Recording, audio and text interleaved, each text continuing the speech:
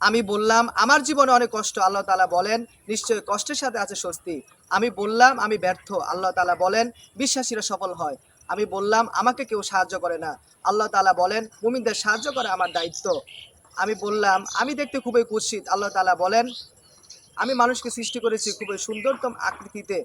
আমি বললাম, আমার সাথে কেউ নেই। আল্লাহ তাআলা বলেন, ভয় করো না, আমি মুমিনদের সাথে আছি। আমি বললাম, আমার পাপ অনেক বেশি। আল্লাহ তাআলা বলেন, আমি তাওবাকারীদের ভালোবাসি। আমি বললাম, আমি সবসময় অসুস্থ থাকি।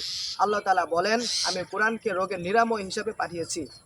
আমি বললাম, এই দুনিয়া আমার ভালো লাগে না। আল্লাহ তাআলা বলেন, তোমার জন্য পরকাল ইহকাল অপেক্ষা শ্রেয়। আমি বললাম, বিজয় অনেক দূর। আল্লাহ তাআলা বলেন, আমার সাহায্য একান্তই নিকটবর্তী। আমি বললাম, আমার জীবনে খুশি নেই। আল্লাহ তাআলা বলেন, শীঘ্রই তোমার রব তোমাকে এতটা দিবেন যে তুমি খুশি হয়ে যাবে। আমি বললাম, আমি সব সময় হতাশ। আল্লাহ তাআলা বলেন, নিরাশ হইও না এবং দুঃখ করো না। আমি বললাম, আমার কোনো পরিকল্পনা সফল হচ্ছে না। আল্লাহ তাআলা বলেন, আল্লাহ সর্বোত্তম পরিকল্পনাকারী। আমি বললাম, আমার সাথে কেউ নেই। আল্লাহ তাআলা বলেন, যে ব্যক্তি আল্লাহর উপর ভরসা করবে, আল্লাহ তার জন্যই যথেষ্ট।